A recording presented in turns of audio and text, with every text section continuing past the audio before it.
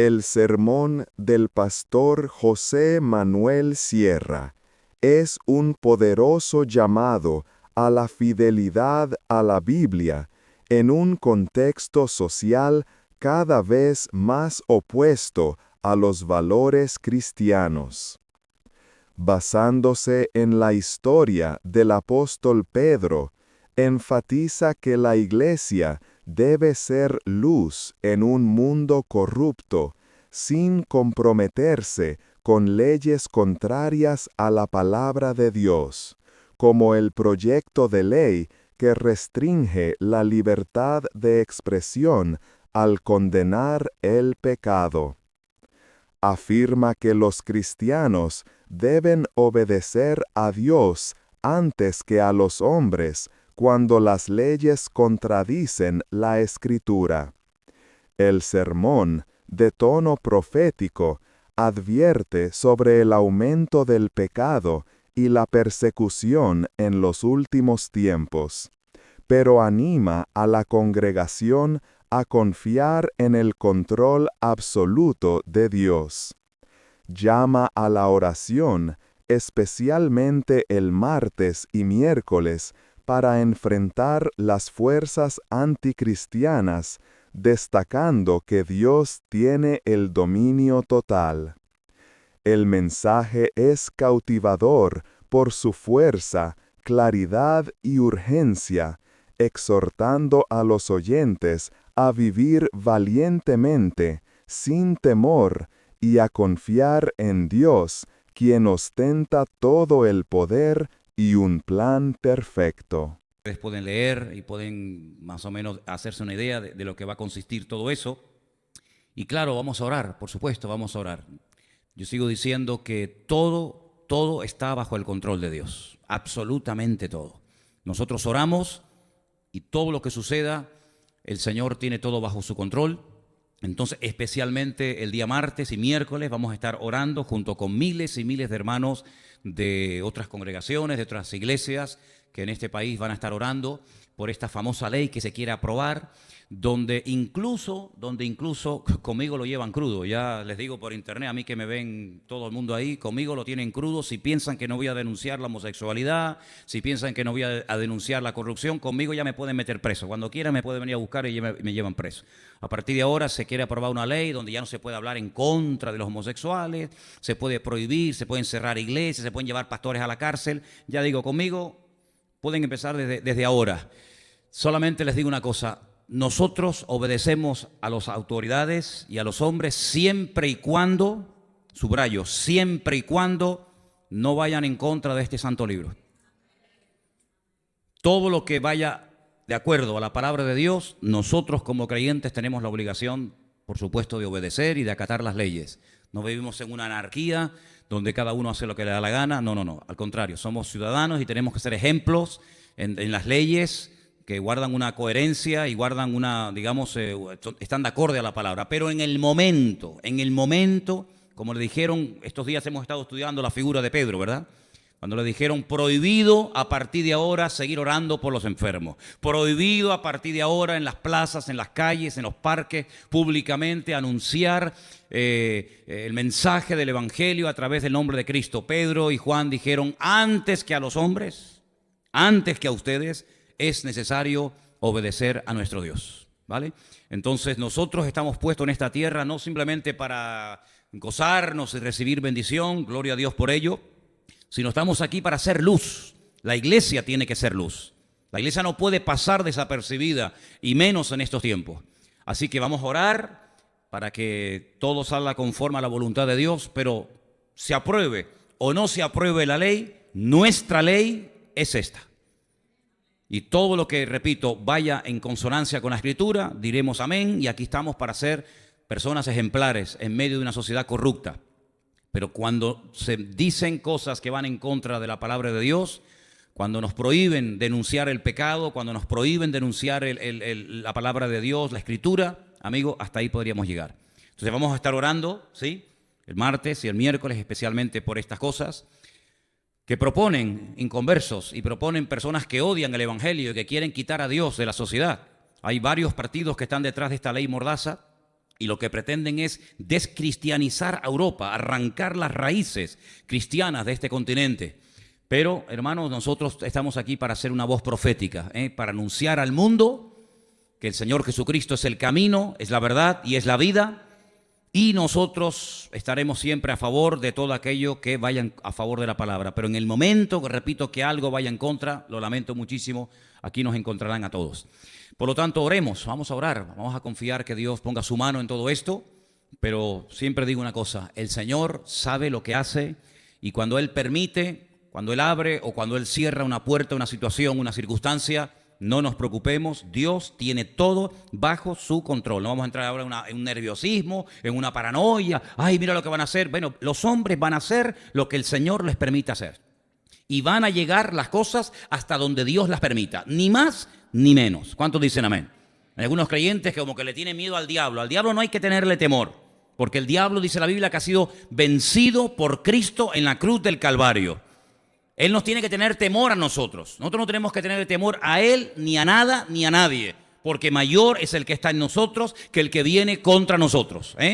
Así que otros presumen y otros tienen sus días y otros tienen sus proclamaciones. Nosotros estamos hace 2000 años en este mundo, hermanos, proclamando la verdad, proclamando el Evangelio. Y si eso conlleva el que nos metan preso, pues hermano, no será la primera ni la última vez que a un pastor, que a un creyente lo meten preso o lo matan o lo torturan por la causa del Evangelio. El Evangelio, el verdadero Evangelio, tarde o temprano, créanme, tarde o temprano chocará frontalmente con la sociedad en la cual vivimos. No se olviden ustedes que estamos viviendo no al principio de la era cristiana, estamos en la recta final.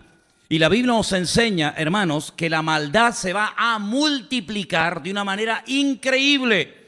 Esto va a hacer que el amor de muchos se enfríe, que algunos se desanimen, que otros se pongan nerviosos, pero es el momento de ser renovados, es el momento de buscar a Dios. No es el momento de quejarnos ni de mirar a izquierda ni a derecha, sino mirar a quien siempre tenemos que mirar, a nuestro Dios. Está sentado en el trono. Cuando estaban matando a pedradas a nuestro querido hermano Esteban, allí en los primeros tiempos de la iglesia primitiva, dice que mientras la apedreaban, él miraba al cielo. Él no miraba las pedradas, él no miraba a los que le estaban criticando, a los que querían matarlo, él miraba al cielo y dice, yo veo al Hijo de Dios sentado a la diestra de Dios Padre. Así que eso es lo que tenemos que hacer, mirar siempre al Señor. De hecho, es un mandato bíblico. La Biblia dice, si habéis resucitado con Cristo, lo cual es sinónimo de decir, si habéis nacido de nuevo, si habéis abrazado el Evangelio, si habéis aceptado a Cristo como vuestro Señor y como vuestro Salvador personal, poned la mira en las cosas de arriba, no en las de la tierra. ¿Cuántos dicen amén? Cuando miramos al Señor, que pase lo que pase, que venga lo que venga, que digan lo que digan, nosotros podemos caminar en fe, podemos caminar en victoria. El enemigo intentará frenar a la iglesia, pero vamos a ver, pero esto no nos tiene que llamar la atención. Dice la Biblia en una de las cartas de Pedro, y hemos hablado estos días mucho de Pedro, llevamos semanas hablando de este personaje bíblico. Hermanos, no os sorprendáis, no dice eso la Biblia, no os sorprendáis del fuego de la prueba que os ha sobrevenido, como si alguna cosa extraña estuviera aconteciendo. Hay hermanos nuestros que en este momento están siendo masacrados, que están siendo torturados y matados por la causa de Cristo en este mismo momento. Por lo tanto, hermanos, si el Señor permite que las cosas se pongan un poco difíciles, que venga persecución contra la iglesia, no se preocupen. La iglesia avanza más bajo la presión que en un tiempo de relajación. Por eso, hermanos, confiemos en Dios, no bajemos la guardia.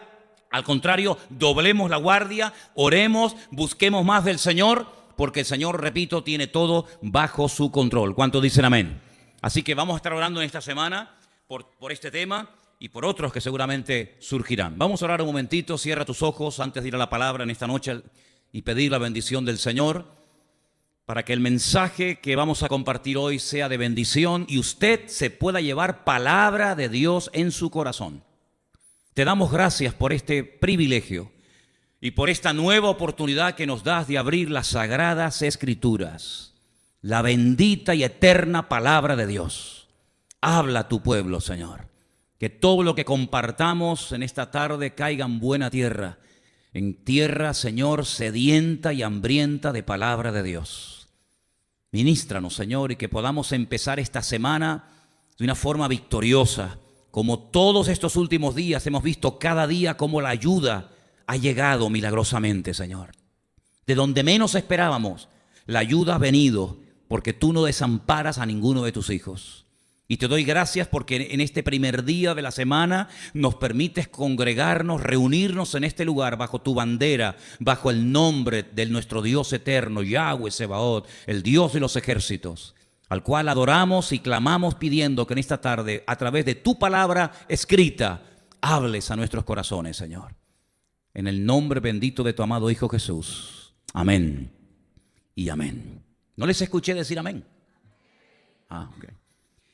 Vamos a Hechos capítulo 13.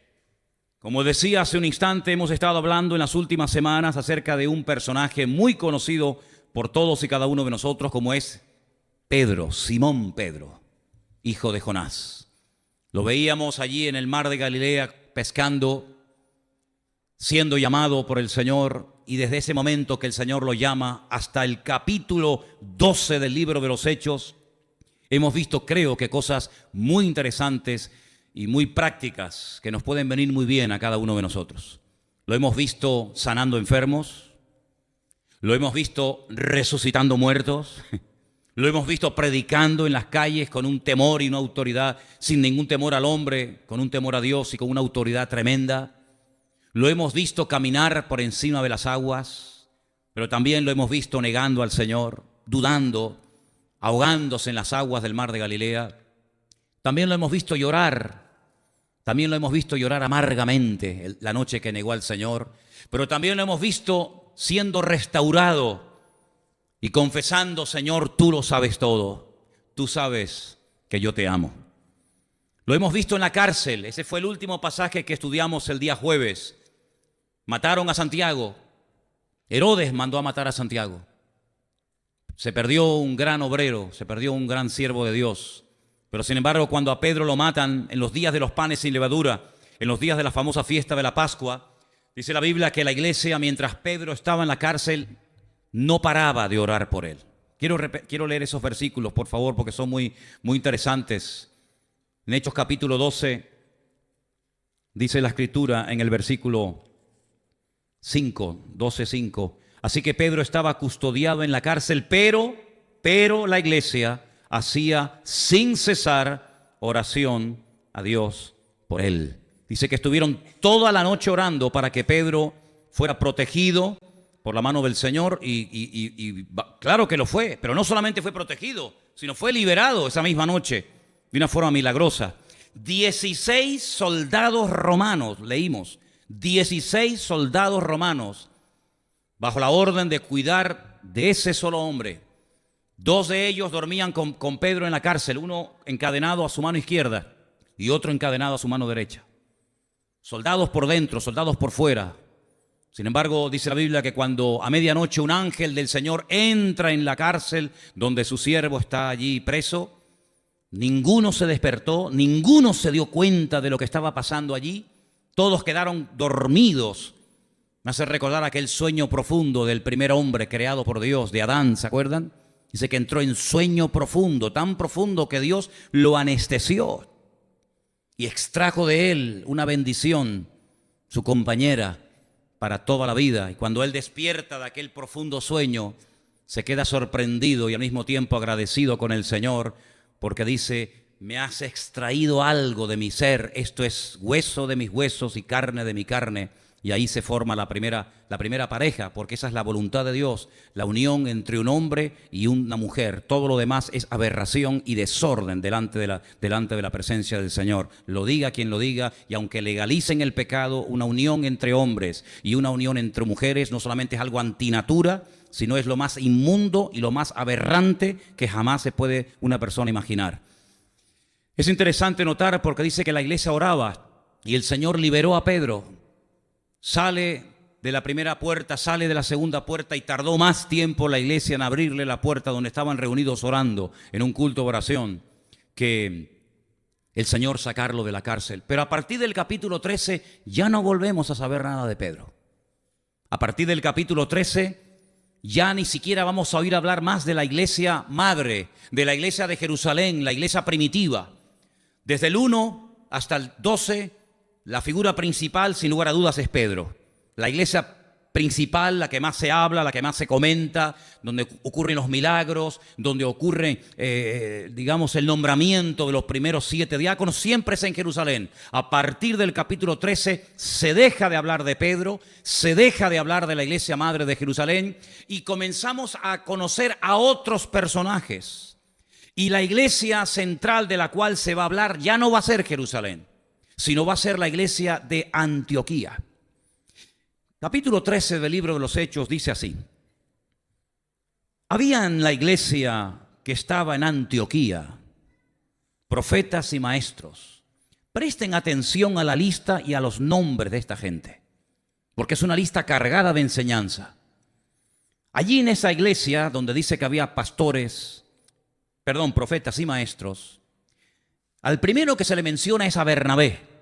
Para nosotros Bernabé a estas alturas no es un personaje desconocido, porque ya Bernabé fue nombrado la primera vez en la historia bíblica como un hombre generoso, como un hombre que dice que vendió una propiedad y trajo absolutamente todo el importe de dicha herencia, de dicha venta, a los pies de los apóstoles. No así, cosa que hicieron o intentaron imitar aquel matrimonio llamado Ananías y Zafira, que quisieron decirle a la iglesia, quisieron hacerle entender a la congregación que ellos también, igual que Bernabé, eran gente muy generosa, pero era mentira. Daban solamente una parte, pero ellos dijeron que estaban dando todo para así aparentar ante la congregación de que eran gente muy generosa y lo que eran unos manipuladores y unos mentirosos. Y cuando el apóstol Pedro dice, ustedes han vendido en esta cantidad que acaba de decir tu marido, esta propiedad, ella miente y dice, sí, en esta cantidad. No es verdad, no has vendido eso en esta cantidad. Si ustedes no quisieran dar nada a la congregación, no pasa nada, no hay ningún problema. Si ustedes de la herencia o de la propiedad que han vendido quisieran dar una parte, no hay ningún problema. Pero ustedes lo que están haciendo es que le están diciendo a la congregación que lo están dando todo cuando es falso. Y en la iglesia primitiva no se podían sentar precedentes, ni en la iglesia primitiva, ni en esta, ni en ninguna. Pedro no iba a permitir que estas personas pasaran como gente espiritual cuando de espirituales no tenían nada. Y dice la Biblia que tanto el marido como la esposa cayeron muertos. Y entró gran temor a la congregación, ¿verdad? Así que Bernabé fue un hombre generoso, un hombre que sin tener que hacer esto, él se desprende de su propiedad y la entrega totalmente, íntegramente el importe a la congregación. Después ya la iglesia sabía lo que tenía que hacer. Así que el primero en la lista ya lo conocemos, pero el segundo es Simón, el que se llamaba Níger. Simón. La mayoría de los comentarios, por no decir todos los comentarios, dicen que este Simón, ¿saben quién es? ¿Saben quién es este Simón? Este es el famoso Simón de Cirene, aquel que venía de trabajar del campo y de repente se encuentra con un crucificado que ya no da más y que se cae y no soporta la cruz, el peso de la cruz, y los romanos le obligan a llevar la cruz de Cristo, y dice que él fue el que llevó la cruz. Este es el famoso Simón de Cirene. Miren dónde está. Aquel que fue obligado a llevar la cruz de Cristo, ahora se congrega en la iglesia de Antioquía como uno más de los profetas y maestros de esta congregación. Qué interesante, ¿verdad? A continuación se menciona un tal Lucio, que también era de Cirene. Se menciona a un tal Manahem, fíjate, el que se había criado junto al rey Herodes. Otra versión dice que eran hermanos de leche. Y finalmente se menciona a Saulo. 5 personajes. ¿Pueden recordar estos nombres? Bernabé, Simón, Lucio, Manahem y Saulo. ¿Podéis decirlos? Bernabé, Simón, Lucio, Manahem y Saulo. Otra vez. Lucio, Manahem y Saulo. Estos 5 nombres. ¿Por qué nos da la Biblia el nombre de las 5 personas que en la iglesia de Antioquía en aquel tiempo estaban ministrando en la iglesia? Por algo tiene que ser. No es simplemente para que el libro tenga sea más extenso, sino que tiene una razón de ser. Ahora, la iglesia primitiva, si la analizáramos y le hiciéramos una crítica constructiva, tiene mucho que enseñarnos. Ya me gustaría a mí que nuestra congregación se pareciera a la iglesia primitiva, aunque sea en algo. Una iglesia poderosa, una iglesia con una unidad entre los miembros espectacular, una iglesia poderosa en Jerusalén, una iglesia que está impactando a la sociedad. No pasan desapercibidos los cristianos de Jerusalén. Fíjense el nivel que tenían los diáconos de esa iglesia. Miren por ejemplo a Esteban, miren por ejemplo a Felipe. Si esos eran los diáconos, madre mía, ¿cómo serían los pastores de dichos diáconos? Una iglesia generosa, una iglesia que crecía y se multiplicaba. Pero ¿dónde crecía y dónde se multiplicaba la iglesia primitiva? En Jerusalén. Allí era donde estaban a gustos, allí era donde estaban contentos. Pero ¿y Samaria? ¿Y Judea? ¿Y Galilea? ¿Y el resto del mundo? La iglesia primitiva es una iglesia muy bonita, una iglesia hermosa, la primera, pero es una iglesia que cometió una grandísima equivocación. Es una iglesia que se olvidó de la gran comisión, de la gran orden, del gran mandato de ir por todo el mundo y predicar el evangelio a toda criatura. Solamente una vez Pedro lo hizo. ¿Se acuerdan? Cuando estaba en Jaffa, en Jope, y el Señor le habla y le dice que tiene que ir a la casa de un centurión romano llamado Cornelio, y allí entra y les predica el evangelio, y allí hay una multitud, un buen grupo de personas esperando recibir la palabra, incluido Cornelio. Son llenos del Espíritu Santo, hablan en lenguas como también habían hablado en lenguas en el día de Pentecostés, los 120 del aposento alto. Pero cuando llega a Jerusalén, los ancianos lo confrontan y le dicen: ¿qué has hecho, Pedro? ¿Cómo se te ocurre a ti meterte en casa de gentiles y predicarles el evangelio y comer con ellos? Tú sabes que somos judíos, nosotros no nos relacionamos con esa gente. Y entonces Pedro tiene que decir: mira, es que lo que pasó fue esto, esto y esto y esto. Y dice que glorificaron a Dios. Bueno, glorificaron a Dios, pero ahí se quedó la cosa. No siguieron avanzando, no siguieron llevando la palabra a otras ciudades y mucho menos a gentiles. Así que la iglesia primitiva, gloria a Dios por ellos. Pero si fuera por la iglesia primitiva, todavía estarían allí predicando y viviendo muy a gusto y muy contento los discípulos allí en Jerusalén y el mundo perdido sin conocer el evangelio. Así que la iglesia de Antioquía tal vez no era una iglesia tan conocida, una iglesia tan poderosa, una iglesia donde estaban los apóstoles predicando cada día, pero era una iglesia con visión misionera. Era una iglesia que no solamente se miraba el ombligo y no solamente quería recibir y recibir, sino una iglesia que estaba preparada también para dar. Y hermanos, en la orografía de Israel, ese país tan pequeño, pero del cual aprendemos tantas cosas, uno se queda sorprendido porque es el único país del mundo que tiene 4 mares, 2 externos y 2 internos. Por un lado tenemos el mar Mediterráneo. Al sur tenemos el mar Rojo. Y son los 2 mares abiertos que bañan también las costas de otras naciones. Pero luego dentro del país hay 2 grandes lagos.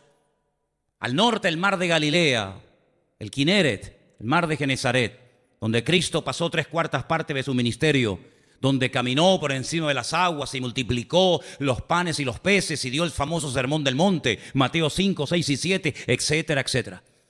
Son aguas limpias, son aguas que se pueden incluso hasta beber. Entran las aguas de los altos del Golán y salen por el sur. No son aguas putrefactas, no son aguas estancadas. Hay vida, hay peces. Muchas veces hemos comido los famosos peces, el pez San Pedro, que se pesca ahí hasta el día de hoy, ¿verdad? Sin embargo, cuando viajamos un poquito hacia el sur de Israel, muy cerca de Jerusalén, muy cerquita de Jerusalén, encontramos el Yam Hamelach, el mar de la sal, o el mar muerto, como vulgarmente se les conoce. Un mar que recibe agua, pero no la suelta. Es un mar que retiene, pero no da. Exactamente igual que esos 2 famosos estanques que también están dentro de la ciudad de Jerusalén. El estanque de Betesda y el estanque de Siloé. Estanque de Betesda, donde multitudes iban a esperar el movimiento del agua producido supuestamente por un ángel, que como dije en su día, no hay ningún ejemplo en la Biblia de que nadie, absolutamente nadie, fuera sanado en las aguas putrefactas y estancadas del estanque de Betesda, porque era una leyenda, era algo que se había transmitido de generación en generación. La gente esperaba algo que nunca ocurría y por eso había multitudes que nadie era sanado. Solamente uno fue sanado, y no, por cierto, por el movimiento del agua, sino porque Juan capítulo 5 dice que el Señor Jesucristo, el que cambia, el que transforma la vida por dentro y por fuera, llegó al estanque de Betesda y allí sanó solamente a uno, aquel paralítico que hacía 38 años que no se podía mover. Conocen la historia, ¿verdad? Pero sin embargo, cuando unta barro, Juan capítulo 9, en los ojos de aquel ciego de nacimiento, previamente los discípulos habían preguntado: Señor, ¿quién pecó? Algo tuvo que ocurrir para que este hombre naciera ciego. Pero cuidado, no solamente era ciego, sino que las cuencas, el globo ocular no estaban vacías las cuencas, no había globo ocular, era imposible que ese hombre pudiera volver a recuperar la vista. Pero lo que es imposible para los hombres, siempre es posible para Dios. Dios no conoce la palabra imposible. Dios, el Señor, unta barro en sus ojos y lo manda al estanque de Siloé. No al estanque de Betesda, donde estaba el agua estancada hasta el día de hoy, que se puede ver y se puede visitar, sino al estanque de Siloé, que significa el enviado, aguas limpias, aguas cristalinas, donde los chicos van y se bañan hasta el día de hoy. Aguas donde entra y sale y están limpias. Bueno, pues queridos hermanos, la palabra del Señor nos enseña que el creyente puede ser una persona receptiva, gloria a Dios, pero también tiene que dar. Y la Escritura dice que más bienaventurado es dar que recibir. Algunos se montan y se organizan la vida únicamente para recibir. Oye, mira, vete a tal iglesia que allí vas a recibir bendición. No, mira, vete a la otra que hay un pastor que no sé qué. Y está bien que la gente venga a recibir palabra. Y está bien, no hay nada malo, hermano. Si usted ha venido esta tarde para recibir palabra vas a recibir, no te quepa la menor duda. Pero no te olvides que recibimos para dar. No solamente recibimos para estar contento, para que mi marido vuelva conmigo, para que mi hijo salga de la droga, para que yo consiga un buen trabajo. Está bien todo eso, pero no se olviden que la prioridad no somos nosotros. La prioridad es alcanzar al mundo para Cristo. ¿Cuántos dicen amén? No podemos olvidarnos de eso, porque si no la iglesia está viviendo mirándose el ombligo. Venga a recibir y venga a recibir y venga a recibir, pero recibimos para poder dar al mundo. Y cuanto más demos, más vamos a recibir de parte del Señor. ¿Cuántos dicen amén? ¿No les oigo? Ok, díganlo fuertito, ¿sí? Pues si yo estoy predicando fuertito, ustedes también. Escuchen, en la lista de esta iglesia de Antioquía hay 5 personajes: Bernabé, Lucio, Simón, Manaén y Saulo. Bernabé, dice la Biblia, era de la isla de Chipre. Interesante. Era un chipriota. Lucio dice que era de Cirene. ¿Cirene dónde está? En el norte de África. Simón era judío, pero por algunas palabras que aparecen aquí y por la historia, se nos dice que se movía en círculos de gente romana, aunque era judío. Manaén era un aristócrata. Se había criado nada más y nada menos que con el rey Herodes, hermanos de leche. Una persona de la aristocracia de la época, una persona que se movía en las más altas esferas de aquel tiempo, pero era convertido. Y finalmente tenemos a un ex rabino judío muy famoso, criado a los pies del mejor maestro de Torá de la época, como era Gamaliel, nieto de Gilel, uno de los maestros de la Torá más famosos de la historia. Así que fíjense qué combinación tenemos aquí. Gente de Chipre, gente del norte de África, gente que se mueve en círculos con los romanos, gente que viene del trasfondo del judaísmo, de la secta de los fariseos, personas que se mueven en las más altas esferas. Qué interesante todo esto. Bueno, pues de esta iglesia que está formada por diferentes nacionalidades, por diferentes culturas y costumbres, de esa iglesia salen por primera vez en la historia 2 personajes, ahora vamos a leerlo, que salen para llevar el evangelio a otras naciones, a otros lugares donde todavía a estas alturas nunca nadie había llevado la palabra. Quiero que lean conmigo en el versículo 4. Ellos entonces, enviados por el Espíritu Santo. Esto es muy bonito, ¿eh? Enviados por el Espíritu Santo, descendieron a Seleucía y de allí navegaron a Chipre, de donde era Bernabé. Y llegados a Salamina, anunciaban la palabra de Dios en las sinagogas de los judíos. Tenían también a Juan, de ayudante. Este es el famoso Juan Marcos, el que tiempo más tarde escribiría el famoso Evangelio de San Marcos. Este es el que tuvo un problema con el apóstol Pablo, porque dice la Escritura que los abandonó, viendo tal vez la dureza del ministerio, las persecuciones, los problemas. Dice que les abandonó, y en el segundo viaje misionero Bernabé quiere llevarlo, y Pablo dice: conmigo no viene más.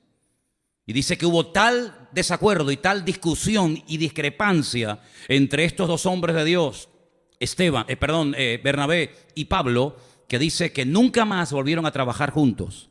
Bernabé se fue con Marcos por una parte. Sin embargo, la Biblia relata el viaje que hace Pablo por tierra con un tal Silas, al cual también se le conoce en la Biblia con el nombre de Silvano. Silas y Silvano en la Biblia es el mismo personaje, es el que escribía las cartas. Pablo las dictaba, Silas las escribía y finalmente Pablo las firmaba y se mandaban por todas las congregaciones o a la congregación correspondiente.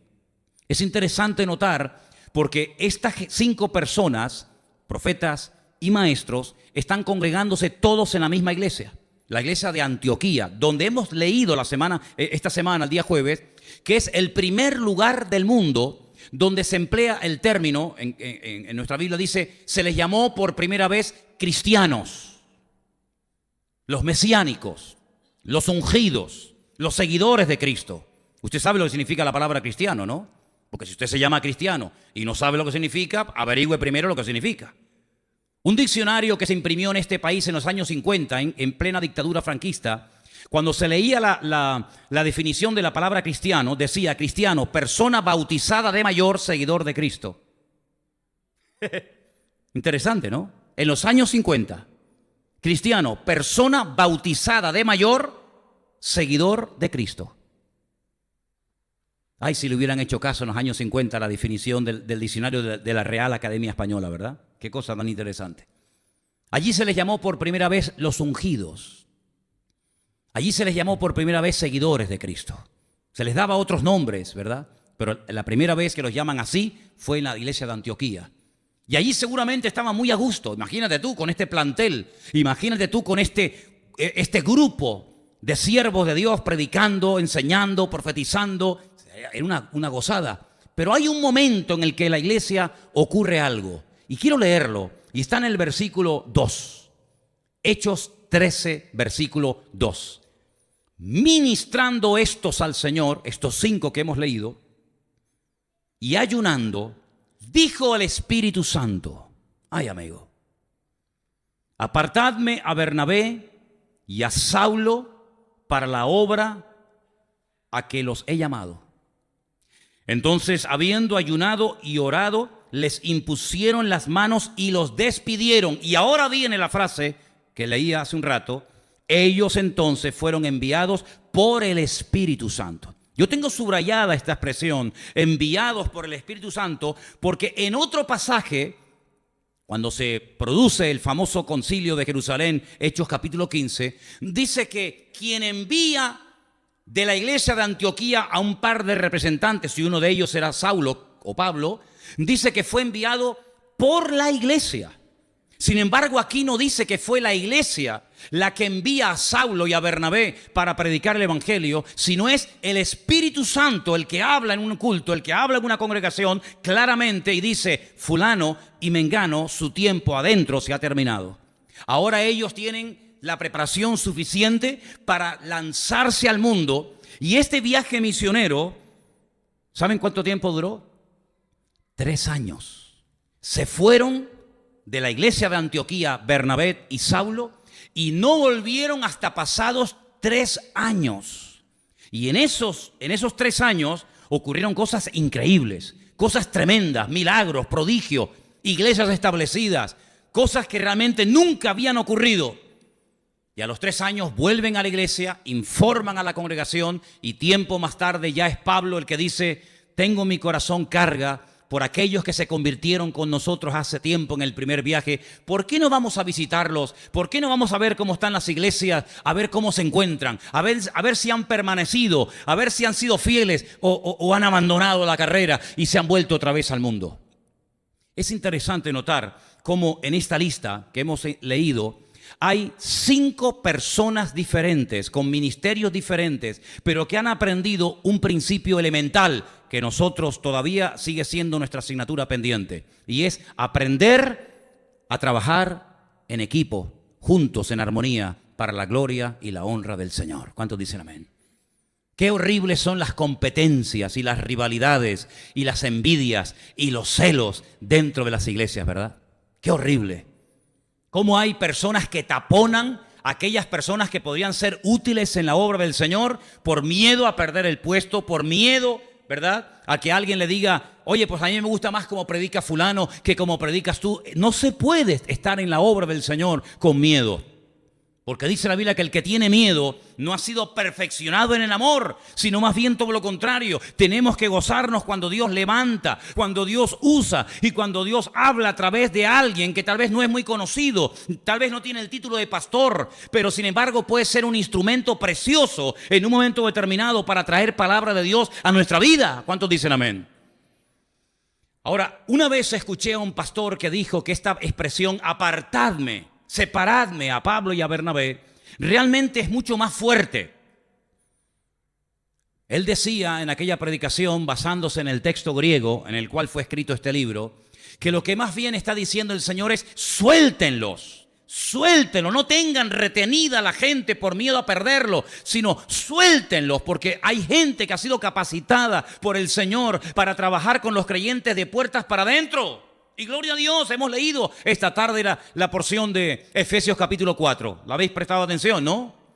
Y el Señor puso una iglesia a unos como apóstoles, a otros como evangelistas, a otros como pastores, a otros como maestros. Claro que sí. Dice, ¿para qué? Para perfeccionar, para capacitar a los cristianos, a los hijos e hijas de Dios, para la obra del ministerio, hasta que todos lleguemos a la unidad de la fe. Es una maravilla cuando cada uno sabe cuál es su terreno.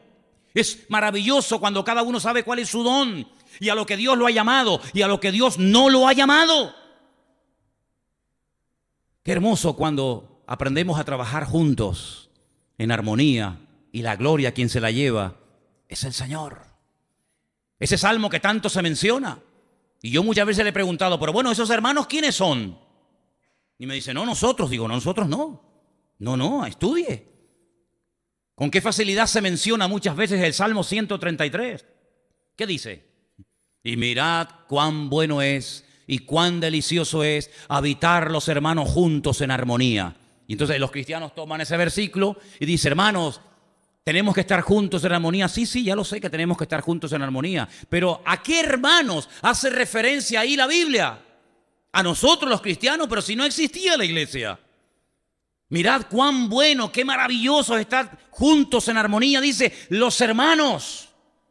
Bueno, pues si no eran los cristianos, que no existían en aquel momento, si no era la iglesia que no existía en aquel tiempo, ¿a qué hermanos está haciendo referencia el Salmo 133?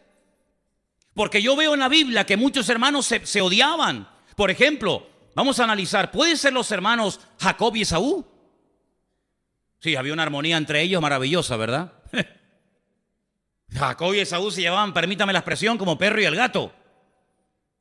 Dice que uno le robó la primogenitura, dice que el otro lo engañó, dice que y tuvo que salir huyendo. Y vivió Jacob 22 años en el extranjero, porque su hermano Esaú quería matarlo. Luego, el Salmo 133, sinceramente, no creo que haga referencia a los hermanos Jacob y Esaú.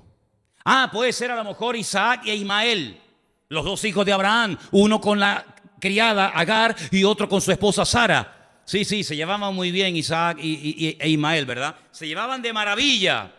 Ay, hermano, si dice que el Señor tuvo que decir a través de la boca de Sara, la esposa de Abraham, sácalos de la casa, echa fuera a esta gente, porque no puede heredar uno con otro. No ves que se odian, no ves que se llevan como el perro y el gato. Y Abraham tuvo con todo el dolor de su alma echar fuera a su hijo Ismael. Y también a su madre, Agar. Claro, con todo el dolor de su alma, pero el Señor le habló y le prometió que lo iba a cuidar, que le iba a bendecir y que lo iba a prosperar. Y si no, miren, la prosperidad de las naciones árabes, si se ha cumplido o no, la bendición del Señor sobre los ismaelitas, todos los árabes hoy en día, Que algunos de ustedes o algunas personas dicen, bueno, ¿y quiénes son? Ah, los egipcios. No, los egipcios no son árabes. Ah, los de Irán. No, los iraníes no son árabes. ¿Quiénes son los árabes entonces? Bueno, estudie para que usted sepa quiénes son los hijos de Abraham a través de Agar, a través de Ismael. ¿Y quiénes son los descendientes de Isaac? Luego, no se refiere tampoco a estos dos hermanos. Ah, puede ser Caín y Abel. Eso sí que se llevaban bien. Mirad cómo se llevan juntos los hermanos en armonía. Sí, se llevarían antes de salir al campo. Porque cuando salieron al campo dice que uno se levantó contra él y lo mató. Y cuando Dios le habla con voz audible y le pregunta al Señor, ¿dónde está tu hermano Abel? La arrogancia y la soberbia de Caín era tan mayúscula que dice, ¿soy yo acaso guarda de mi hermano? Y el Señor le responde algo tremendo y le dice, la voz de la sangre de tu hermano Abel clama. Luego, si no son las tres parejas que he mencionado, porque es muy difícil ver en la Biblia a hermanos que se lleven bien, Absalón y Amón pueden ser. ¿Conocen ustedes a Absalón? ¿Conocen algo de Absalón, aquel peludo? ¿Conocen al peludo? Dime de qué presumes y te diré de qué careces. Se cortaba el pelo una vez al año públicamente y lo pesaba y decía, madre mía, qué melena, parecía un león. Y por los pelos quedó colgado y murió. ¿Se llevaban bien los hermanos Absalón y Amón? No. ¿A qué hermanos se refiere, hermanos? Solamente encuentro en el Antiguo Testamento a dos hermanos. Algunos estarán pensando, no, pero no has mencionado a José. ¿Se te escapó José? No, a mí no se me escapó nada. A mí no se me escapa nada. De la Biblia no se me escapa nada. Pero perdóname, no los he mencionado, porque si ustedes piensan que los hermanos juntos en armonía se refiere a José y a sus hermanos, amigo, no sé qué Biblia lees. Porque si alguien odiaba a su hermano José, eran precisamente sus propios hermanos. Para Potifar, José era una bendición. Para sus hermanos era un problema. Era más querido fuera que dentro. ¿Quién nos queda? ¿Quién nos queda? Les voy a proponer dos nombres. Moisés y Aarón. ¿Quién era el mayor? Aarón era el mayor. ¿Y el menor? Moisés. Era más pequeño que incluso su hermana Miriam. Sin embargo, Aarón jamás chocó frontalmente contra la autoridad de su hermano. Una vez es verdad que lo criticó y le costó caro. Pero ahí vemos a dos hermanos trabajando juntos en armonía. Uno como sacerdote y el otro como el vocero, como el profeta, como la voz de Dios, juntos en armonía, y allí envía a Dios bendición y vida eterna. ¿Cuántos dicen amén? Y ahora vemos en esta iglesia a dos hermanos, de los 5 a 2, que el Señor los llama afuera de la congregación. Pero no piensen ustedes que es mucho más fácil trabajar fuera que trabajar dentro. No, hermanos, son ministerios diferentes. Se iban a encontrar con culturas muy diferentes a las de ellos. La gente en el mundo, por esos países, comían, vestían, hablaban, se comportaban y practicaban cosas que para ellos eran auténticas aberraciones. Pero ellos aprendieron a trabajar juntos en armonía entre ellos, y ellos aprendieron a adaptarse a las circunstancias y no quisieron meterle cultura a la gente como aquellos primeros misioneros ingleses que con chaqueta y ropa de lana, claro, venían de Escocia, venían de Inglaterra, se iban al Amazonas y querían ponerle a los indígenas chaqueta y corbata y bombín y bastón para que vistieran como caballeros ingleses en plena selva amazónica. Ellos no fueron a predicar su cultura. Ellos no fueron a decir, ustedes tienen que comer como nosotros, hablar como nosotros, vestir como nosotros. No, ustedes tienen que convertirse a Cristo, y si en algo tienen que cambiar, el Señor se encargará de ponerlo en vuestros corazones, y el Señor lo hará, porque al fin y al cabo la gente cambia no por presión, sino por convicción del Espíritu Santo hablando en nuestra vida. ¿Cuántos dicen amén? A mí me hace mucha gracia cuando veo gente que lleva 20 años viviendo en Tenerife y aún no saben hablar con las palabras de aquí. Cuando yo fui a Argentina, yo era más argentino que los argentinos. Y cuando fui a Bolivia, yo era más boliviano que los bolivianos. Y cuando fui a África, era más africano que los negros de allí. Porque si algo nos ha enseñado el Señor es adaptarnos a donde vamos. Y yo lo que quería es que me entendieran y alcanzar a la gente con el Evangelio. Así que si usted vive en Canarias, adáptese a la cultura de este país para que usted pueda ganar a gente de este país para Cristo. Usted puede de puertas para adentro en su casa hablar y comer y vestir como usted quiera, pero no se olvide que si Dios le ha traído a usted a esta tierra, es para que usted se adapte a esta tierra y para que usted pueda ser un ejemplo y un testimonio para alcanzar a gente de esta tierra para la honra y para la gloria del Señor. Aquí decimos coger, sin miedo, sin miedo. Dígalo. Ay, es que aquí se dice coger, no hay ningún problema. Claro, si yo voy a Venezuela, uy, papá, eso no se puede decir, pero es que yo no estoy viviendo en Venezuela, aunque yo soy de Venezuela también, y antes que tú, porque soy más viejo que muchos de los venezolanos de aquí, ¿o no? Y aquí decimos guagua, y aquí decimos mi niño. Es que yo tengo que aprender a hablar como aquí, ¿saben por qué? Porque yo quiero que el mundo me entienda. Y el mejor y el piropo más grande y maravilloso que me han dado en esta vida es cuando una persona después de un culto me dijo, es que usted como pastor parece tan normal. Sí, bueno, yo no sé qué concepto tiene usted de los pastores, pero yo soy muy normal, a veces más de la cuenta. Sí, soy muy normal. Yo nunca jamás en mi vida he tenido problemas con el alcohol, jamás en mi vida, nunca he tenido problemas con el alcohol. Sí, hermano, pero ¿sabes lo que pasa? Que en mi iglesia allá claro, yo no quiero decir nombre porque se me ha sentido aludido, pero por allí, es que hermano, un pastor no puede beber una cerveza. Ah, amigo, lo siento mucho. Aquí en Canarias, si usted se bebe una cerveza, usted no es un pecador maldito que se va al infierno eternamente y para siempre. Hombre, lo que no voy a beber son 20. Pero yo no he tenido jamás ningún problema con el alcohol, jamás. Ni he sido un alcohólico, ni tengo ninguna tentación con el alcohol, gracias a Dios. Claro, cuando yo voy a otros países, yo me adapto a otros países. Pero ¿sabe qué, hermanos? Esta gente se fue a lugares donde nunca había llegado el Evangelio. Y cuando llegaron, Pablo llegó a escribir y dice, cuando estoy con los judíos, me comporto como un judío para alcanzar a mi pueblo para Cristo. Y cuando estoy entre los gentiles, pues vivo, aunque no me contamino, ¿verdad?, con sus pecados ni con sus malas costumbres, pero vivo y me adapto a las costumbres de ellos. Y si comen con las manos, yo como con las manos. Nosotros en África, Armando lo sabe que vino conmigo. Nosotros comimos una vez en la casa de una gente de mucho dinero y de muy alto nivel, con las manos en Malindi. Y eso no lo hice yo ni cuando estaba en el mundo, revolcándome en el pecado. Pero allí todo el mundo con las manos. Pues venga con las manos, como si comen con los pies. Con los pies hubiera comido. ¿Problema? No pasa nada. Y he ido a congregaciones donde me dicen, hermano, usted sin corbata en esta iglesia no puede predicar. Bueno, pues tráigala para acá. Yo tengo en mi casa 200 corbatas como mínimo. Si hay que ponerse una, me pongo una, no pasa nada. Iglesias donde me han dicho, hermano, usted con barba no puede predicar porque parece un montonero argentino. Bueno, ¿qué quiere que haga? Aquí me quito la barba por la mañana y ya por la tarde no me sale. Y otros me dijeron, hermano, qué bien le queda a usted esa barbita que tiene porque parece un profeta del Antiguo Testamento. ¿En qué quedamos? ¿Me la quito o me la pongo? ¿En qué quedamos? Por la mañana parezco un montonero y por la tarde un profeta del Antiguo Testamento. ¿Cómo va la vaina esta? ¿Cómo es esto? ¿Cómo es? Ay, querido hermano, esta gente aprendió un secreto que lamentablemente nuestros queridísimos hermanos de la iglesia primitiva no quisieron aprender. Y es que ellos estaban contentos entre ellos, su grupito. Pero la iglesia no es un grupito. La iglesia es la sal de la tierra y la luz del mundo. Y el mundo, España, más que nunca, está necesitando de cristianos normales, pero llenos del Espíritu Santo para marcar allá afuera una diferencia. ¿Cuántos dicen amén? Tan triste la gente. Y han visto, ¿no? Tan triste. El Tenerife no subió. No, tan triste.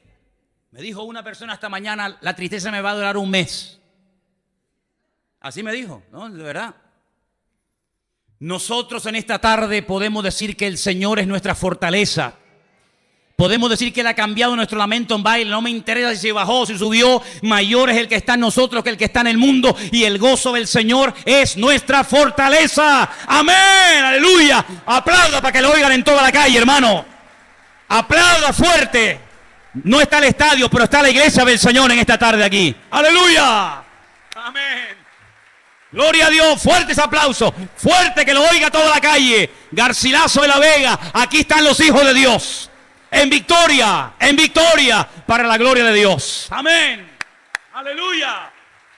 Nosotros siempre ganamos porque el diablo está vencido. Fuerte este aplauso a Él y a su nombre.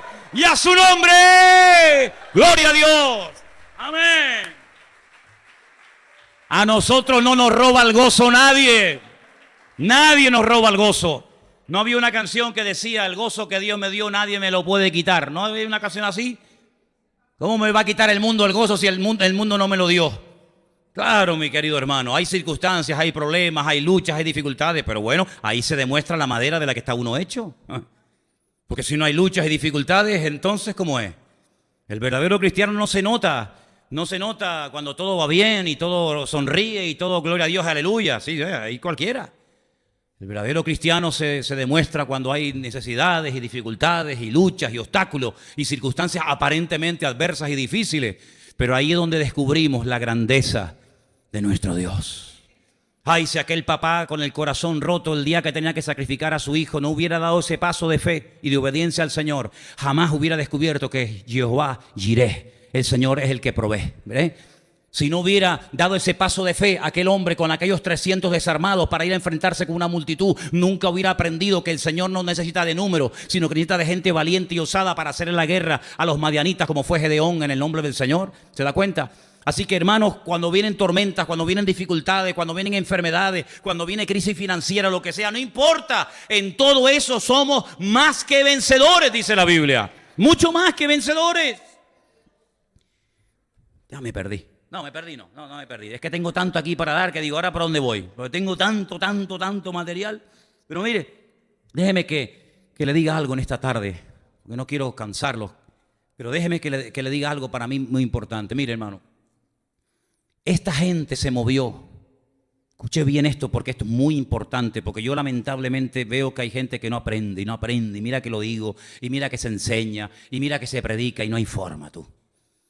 ¿Quién envió a Pablo, a Saulo y a Bernabé a esas naciones donde no había llegado nadie con el Evangelio? ¿Quién los movió? ¿Por qué se movieron? Ahí está. ¿Ve cómo sabe la respuesta? Dijo el Espíritu Santo. Dijo el Espíritu Santo. No es que yo sentí. Empezamos. Los miembros de Vida Nueva tienen varias características que los diferencian de otras iglesias. Una de las características de la gente que se congrega con nosotros en esta iglesia es que la palabrita yo sentí, nosotros no la usamos. Cuando yo oigo a alguien y dice, no, que yo sentí, digo, este no es de nuestra iglesia, porque nosotros no hablamos así. Yo sentí. Esta gente no se movió por un sentimiento, porque le iban a esperar, le estaban esperando persecuciones, cárceles, torturas. Los sentimientos llegan de aquí a la esquina. Esta gente se movió por el Espíritu Santo de Dios en la iglesia que habló. No se movió porque allá había más trabajo. Entonces, claro, si hay más trabajo allí, aquí ya no hay, me voy para allá. ¿Usted me está viendo? No me oyó, se lo voy a repetir. Allí hay trabajo y aquí no hay. Voy a ponerlo bíblicamente para que nadie se sienta ofendido. Allí está Egipto, aquí está Canaán. Aquí las ovejas se me mueren de sed. Aquí no hay pastos verdes, aquí no hay nada. Aquí nos estamos muriendo de asco. Allí en Egipto está el río más largo del mundo. 6.666 kilómetros de largo. Es el río más grande del mundo, con 7 brazos, que parece la lengua de una serpiente. Río que según la Biblia algún día se secará, dice la palabra. Escuche bien esto. Siempre en Egipto había trabajo. Siempre en Egipto había una puerta abierta. Le voy a poner varios ejemplos para que capte esto. No está nada mal, no es un pecado decir, bueno, ahí hay una oportunidad, yo voy a... No, cuidado, no estoy diciendo nada en contra de eso. Lo que estoy diciendo es que no se mueva única y exclusivamente por emociones, por sentimientos o por la carne. Mis padres fueron a Venezuela de migrantes, no eran cristianos. Mis abuelos fueron a Venezuela y a Cuba y a Argentina como emigrantes. Mis bisabuelos fueron también allí. Y ellos se movieron, no eran cristianos. A nosotros no nos mueve la necesidad. No debería de movernos la necesidad. A nosotros no nos mueve el ganar más o el ganar menos. A nosotros nos mueve el Espíritu Santo de Dios. Yo le digo lo que dice la Biblia. Después haga usted lo que le dé la gana. Pero yo tengo la obligación de enseñarle Biblia. Los que son guiados por el Espíritu, estos son hijos de Dios. ¿Dónde dice eso, Manolo? Romanos 8. Los que son guiados por el Espíritu de Dios, estos son hijos de Dios. Es decir, que una característica para reconocer a un hijo y a una hija de Dios es que lo movió el Espíritu Santo. No la necesidad, no la emoción, no una invitación, no el sentimiento, no la carne, no un chico que le gusta, una chica. No. El Espíritu de Dios es el que tiene que mover a la iglesia del Señor. Porque si no, ¿en qué nos diferenciamos del mundo? Ahora usted me dirá, sí, pero hermano, yo he leído en mi Biblia que Abraham en un momento de necesidad, donde no había agua, donde no había trabajo, donde no había pastos verdes, donde no había nada, se fue a Egipto. Sí, ¿sabe una cosa? Yo también lo he leído. ¿Usted pensaba que yo no lo había leído? Yo lo he leído. Yo lo he leído también. Y se fue allí. Pero tiene que leer el resto de la historia, ¿eh? No solamente lea cuando fue. Lea cuando salió. Porque él salió de Egipto, pero Egipto no salió de él. El faraón le dijo, ¿te vas? Ay, qué pena. Te voy a hacer un regalo. Cuidado con los regalos que la gente te hace del mundo. No acepte cualquier vaina que le regala a la gente del mundo. Cuidado. Por muy bonito que sea. ¿Te acuerdas de aquella palabra? No acepte los ratones de los filisteos, aunque sean de oro. Eso fue un sueño que Dios me dio hace años. No acepte los ratones de oro de los filisteos, aunque sean de oro. El que sabe de Biblia sabe lo que estoy hablando. El que no sabe Biblia dice, ratones de oro. ¿Qué habla este hombre? Pues hay que leer la Biblia. Abraham fue a Egipto, le regaló a Agar, y fue la reina. Su hijo Isaac, viendo que su papá había ido a Egipto en un momento de crisis y en un momento de necesidad, él dijo, oye, no hay agua. Yo soy ¿cómo es? Pastor de ovejas. No hay agua, no hay pasto, no hay nada. ¿Dónde hay pastos verdes? ¿Dónde hay abundancia de agua? En Egipto. Me voy a Egipto y dice, para el carro, amigo. Vivía en Beersheba, donde vive nuestro hermano Guido. No sé si nos estará viendo esa noche. Allí vivía en Beersheba. No había agua, no había esperanza. Si mi papá fue a Egipto, ¿por qué no puedo ir yo? Dios le dijo, no, tú no vayas. Tú no tienes que imitar ni a tu padre ni a nadie. Tú tienes que oír la voz de Dios hablando a tu corazón. Hay gente que hace las cosas porque fulanito las hizo. Entonces yo las voy a hacer. No. Usted no tiene que imitar a nadie, ni al pastor, ni al reverendo, usted tiene que imitar y obedecer única y exclusivamente a la voz de su Dios. ¿Cuántos dicen amén? Bueno, ya va mejorando. Tú te quedas aquí. Y este año tú vas a sembrar. Ahora, yo no sé si usted ha estado alguna vez allí. ¿Sembrar dónde, Señor? Aquí, en el desierto. Pero si no hay agua, si esto es un desierto, ¿cómo voy a sembrar en el desierto? Tú vas a sembrar porque yo te lo digo. Usted sabe que antiguamente se le decía a los hijos, no salgas más. Y el hijo preguntaba, ¿por qué? Porque lo digo yo. Se acabó la conversación. Eso era antes. Eso era antes. Hoy en día se lo tiene que decir por WhatsApp. Porque si no, el niño no capta. Coge un trauma psicológico. El niño, no salgo mal, te va a denunciar a la Guardia Civil. Cuidado. Tú siembras este año aquí. Isaac sembró fuera de toda posibilidad de éxito. Sembrar en el desierto, un disparate, es tirar la semilla, es desperdiciar la semilla. Sembró. Al año siguiente, lea la Biblia, hermano. Todo esto está en la Biblia, yo no me invento nada. Al año siguiente fue la envidia de toda la zona porque dice que cosechó a 100 por 1 en el desierto. Hermano, esta gente salió de la iglesia de Antioquía de la que eran miembros porque el Espíritu Santo lo dijo. Si no, Pablo y Bernabé no se menean, no salen nunca de allí. Isaac se quedó en Beersheba porque el Señor se lo dijo. Cuando usted hace la voluntad del Señor, aunque se rían, aunque se burlen, aunque sea un disparate, aunque su padre le diga que está loco, usted no haga caso. Cuando el Señor le diga algo, usted hágalo. Y el Señor le va a recompensar. Y el Señor le va a bendecir. Mi última palabra para la iglesia esta tarde es esta. No te muevas ni de esta iglesia, ni del trabajo, ni de Tenerife, ni de ninguna parte, a menos que tengas instrucciones concretas y específicas del Señor y te diga, ahora levántese y váyase para otro lugar. Entonces muévase con libertad porque el Señor está contigo. Pero no te muevas por impulso, no te muevas por sentimientos o emociones, porque eso, aunque funciona al principio, a la larga se paga muy caro, amigo. Y el cristiano tiene que madurar, tenemos que madurar y darnos cuenta de que no podemos movernos porque a mí me interesa o me conviene más. Más vale, dice Proverbio, más vale bocado seco y en paz, un pan solo, con la bendición de Dios, que casa llena de abundancia de cosas sin la bendición de Dios. Pues tú dices, vamos, pero no entiendo, vamos a ver, ¿cómo puede haber la bendición de Dios en un pan seco sin nada dentro? ¿Y cómo no va a estar la bendición de Dios en una nevera llena? No dice la Biblia que Dios estaba con José. Y uno dice, ¿pero dónde está con José? Lo meten en la cárcel, lo odian sus hermanos, pero Dios estaba con José. Al final, ¿quiénes se postraron? ¿José a los hermanos o los hermanos ante José? Aprendamos a encomendar nuestra vida al Señor, esperemos en Él y Él hará, dice la Biblia. Tranquilo, no te pongas nervioso. Por favor, dígaselo al que está a su lado, a ver si le hace más caso que a mí. Por favor, hermano, dígaselo. A lo mejor entre todos hacemos fuerza. No te pongas nervioso. Que los cambios a veces son necesarios. Y los cambios que produce el Señor siempre van a traer bendición a tu vida. ¿Cuántos dicen amén? Los cambios que uno se monta a su manera no funcionan. Los cambios y los movimientos que permite el Señor siempre son de tremenda bendición. ¿Cuántos dicen amén? Yo tengo más ganas de seguir hablando, pero no quiero aburrirles, pero solamente le digo, cierre sus ojos un momentito, ahí donde estás. Y dígale al Señor, Señor, yo veo en esta porción que hemos leído esta tarde, que había 5 personas ministrando en la iglesia de Antioquía. Algunos eran maestros, otros eran profetas. Pero un día el Espíritu de Dios habló a la iglesia. Y de los 5 escogió a 2, a Bernabé, el primero de la lista, y a Saulo, el último de la lista, y los juntó. Y se fueron 3 años, diríamos hoy en día, al campo misionero, a sembrar la palabra. El Señor los respaldó, el Señor los ayudó, los protegió.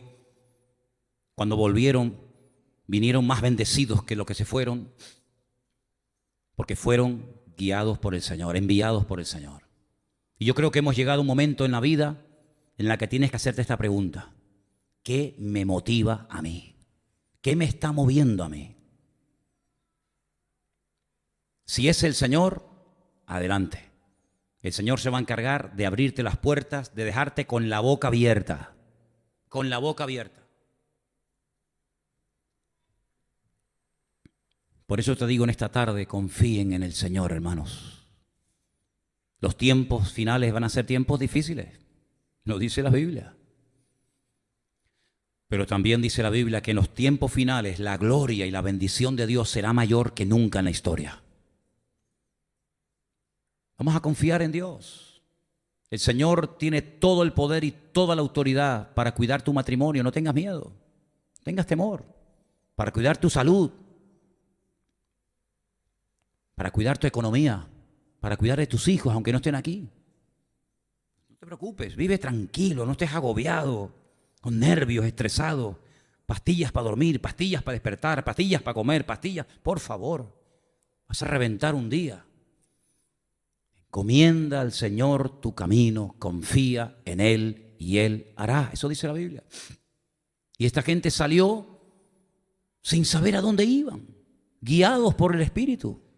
Y el Señor los bendijo. Fueron 3 años de aventuras extraordinarias.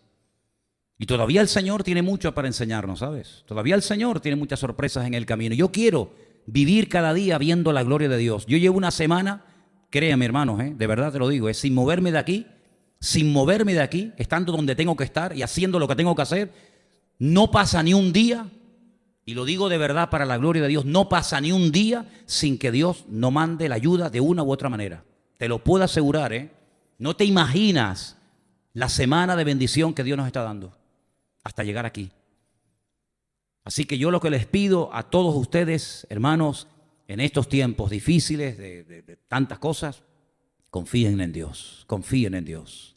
Dígale ahí donde está en su silla sentado, Señor, dame de tu paz y de tu tranquilidad, mi espíritu, para que yo sepa que mi vida está en tus manos, que tú eres mi pastor y nada me faltará. Que aunque tú permitas que pase por valles, dificultades y penurias y cosas, yo sé que tú estás conmigo. Y en esta tarde, Señor, en este primer día de la semana, te pedimos que nos des otra semana de gloria, otra semana de bendición.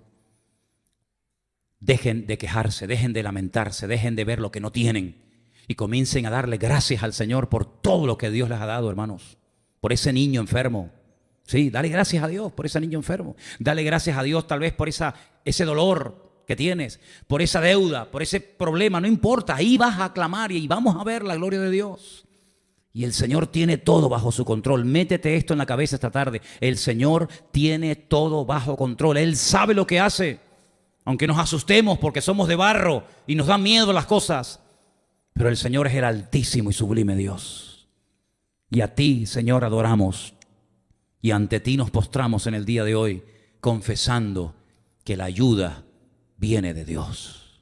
Confiamos en ti, Señor, no en nuestra fuerza, no en nuestra sabiduría, no en nuestra experiencia, ni siquiera en nuestra fe, sino que nuestra fe y nuestra confianza está en ti, Señor Jesús. Te adoramos, te damos gloria y honra, porque tu palabra nos muestra que cuando una persona es guiada por el Espíritu y sabe cuál es su sitio y cuál es su tiempo y cuál es su momento, la bendición de Dios no falta en esa persona. Gracias por tu palabra en esta tarde, Dios mío, en el nombre bendito de Jesús. Amén.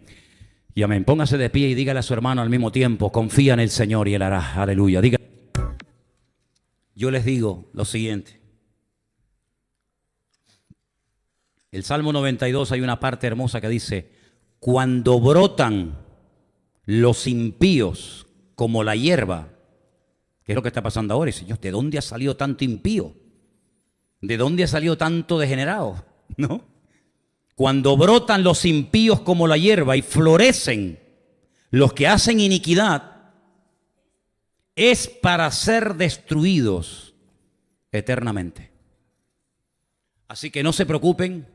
El Señor permite ciertas y determinadas cosas, pero la última palabra en este país, quien la tiene, no es Podemos, no es el PP, no es fulano ni mengano. La primera y la última palabra en este país la tiene nuestro Dios.